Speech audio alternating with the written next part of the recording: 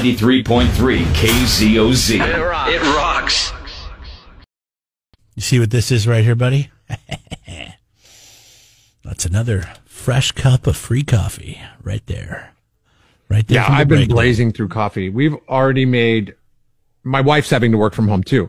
So this morning, we were through a pot of coffee by, I think, 7 o'clock. We'd polished it off.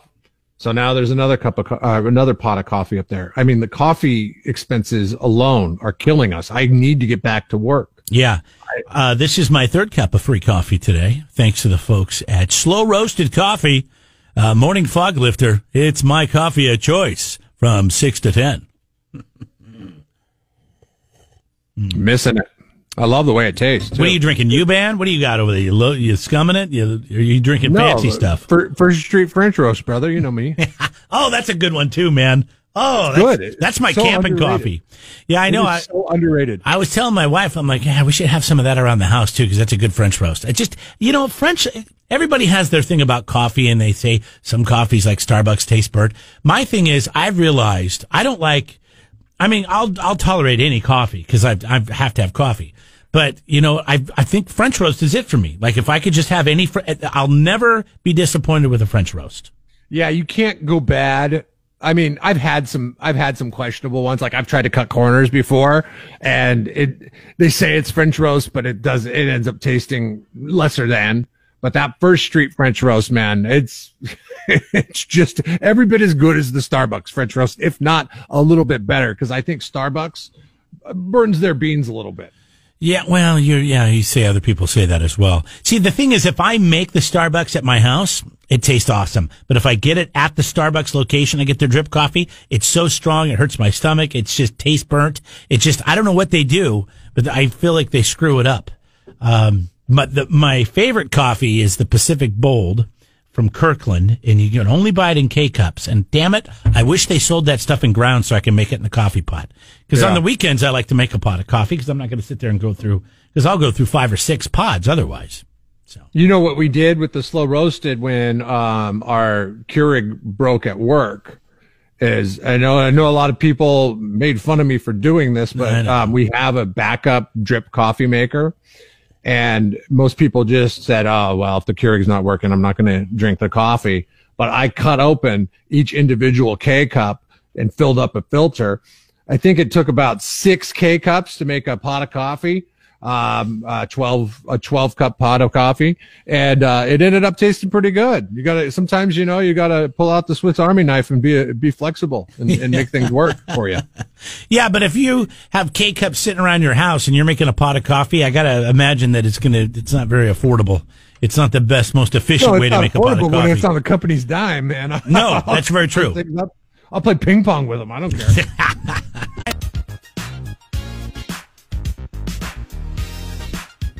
Hashtag the N-word.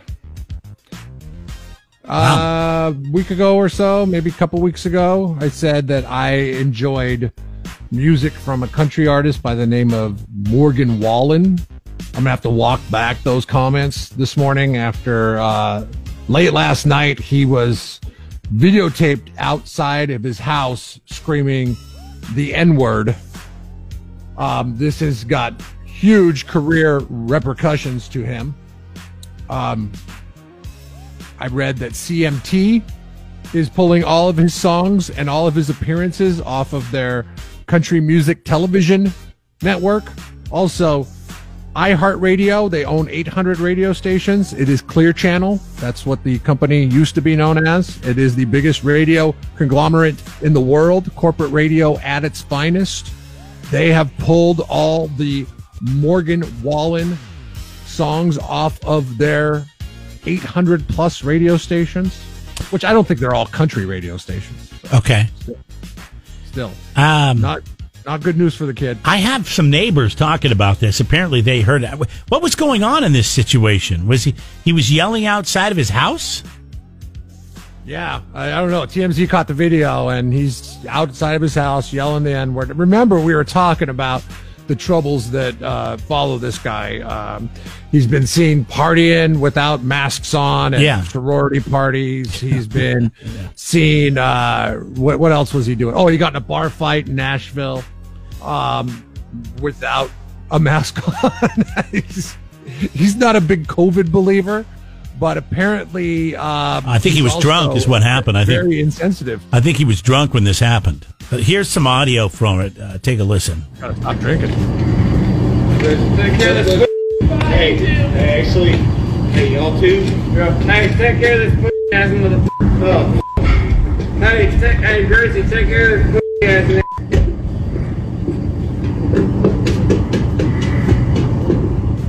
That was, I don't know, something from the. Here's the neighbors. What makes you think he was drunk?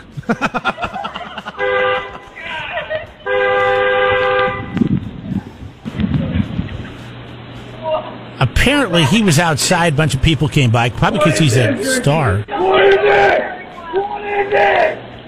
Okay.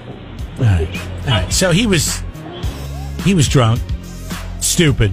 We've all done dumb, drunk stuff. But the problem is when you go there, you can't go there. I mean, you can't.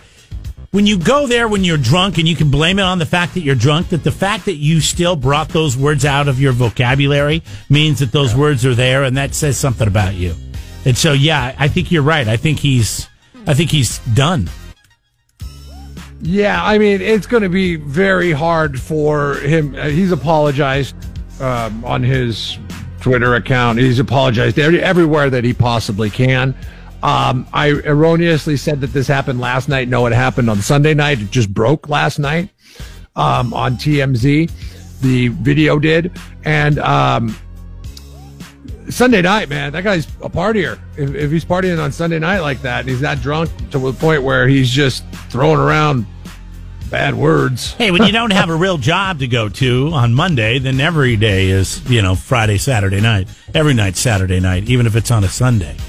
So, yeah. Too bad for him. Boy, young, dumb, and full of booze. There's no way to go through life. This other story, completely different. This is involving American Airlines. And I mean, I don't understand what's going on here. I can't wait to get to the bottom of this. This is something that I can't imagine is going to go away anytime soon. A young couple who was African American was flying with American Airlines out of Charlotte, North Carolina. And after their flight, they got home. The woman, her name is Ketra. She looked at her billing statement on her phone, and she saw that she was charged an African American service fee. Saturday, I noticed it. I said, African American service charge. And I'm like, what is this? It happened, and it's hurtful.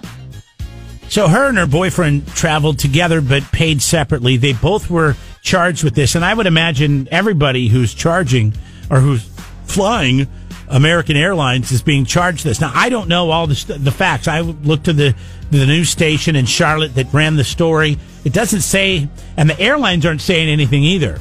They're not saying, oh, yeah, we charged you because you're African American. They, of course, wouldn't say that. They didn't say, well, everybody gets charged this fee.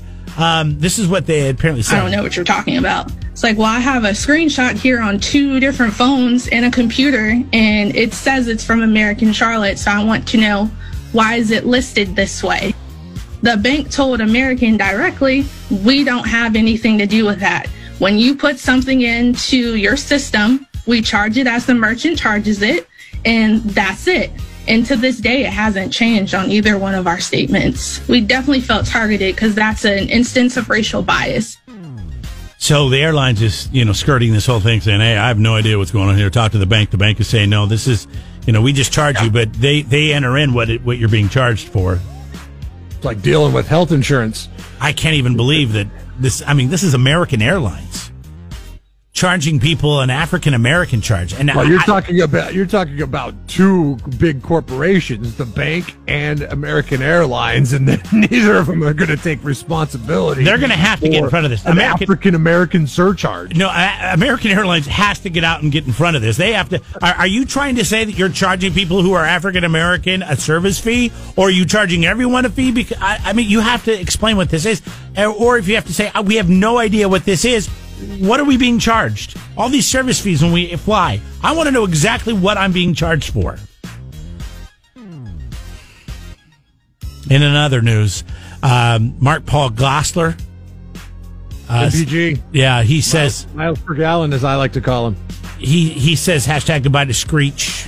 It was only a few weeks ago that we heard about his diagnosis, and for it to happen so quickly is shocking. But myself and the rest of the cast, we will get together at some point and sort of express our feelings.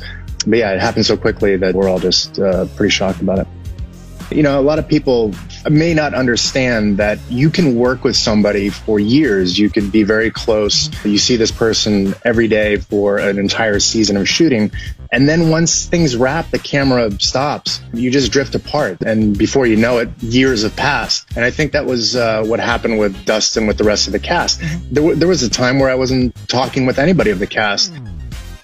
I mean, it's not like any of them really had a career after Saved by the Bell, except for What's-Her-Face.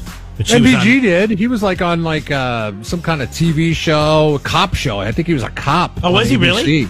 Yeah. Oh, okay. I know I saw him on some show, and I can't remember the name of it, but it was a Melissa McCarthy produced show, and it was about three comedians that were trying to start a sitcom called Mr. First Lady, where obviously a woman would be president and her husband. Anyways, it was a pretty entertaining show. And Mark Paul, MPG as you call him, started dating one of the cast members of that show. And I can't remember the name of the show, and it was really funny, and then it was gone. And I have no idea what network it was on. But anyways, so MPG... I can't help you out on that great description you just gave. Well, if you watched it, you know. But they were three comedians, and they were trying to start their own show. Melissa McCarthy was on the show, played herself. And her husband was on the show. If anybody knows what the hell I'm talking about, please fill me in. It's going to drive Jeremy nuts. That's the way he rolls. I'll find out. I'll find out. Jeremy in the morning. All right. What's Jeff's favorite COVID nickname? That's what you need to know today if you know the show. What is Jeff's favorite COVID nickname? What is the nickname that he likes? We had a number of them, by the way. It's our poll question today at kzoz.com. If you I'm know, going to give you a hint. It's not one of the ones that is listed on the poll question this morning.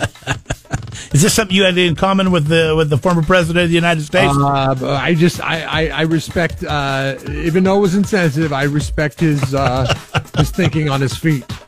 805-543-3693.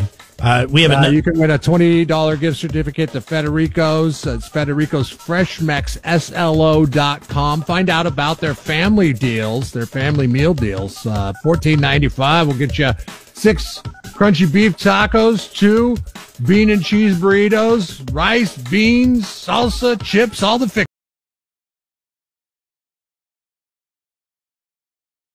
fixins. Okay, there you go. 805-543-3693. What's Jeff's favorite COVID nickname? Not on the poll, which is COVID, COVID-19, coronavirus, Corona, Rona, the COVID. We had a few others I don't think that made it up that people wrote in that were pretty funny. COVID, like the Ohio State University. Yes, very official. All right, so if you know that, it's a $20 gift card. You go to Federico's. They got the patio open now. You can get down there. You can eat some fish tacos, have one of their great cocktails.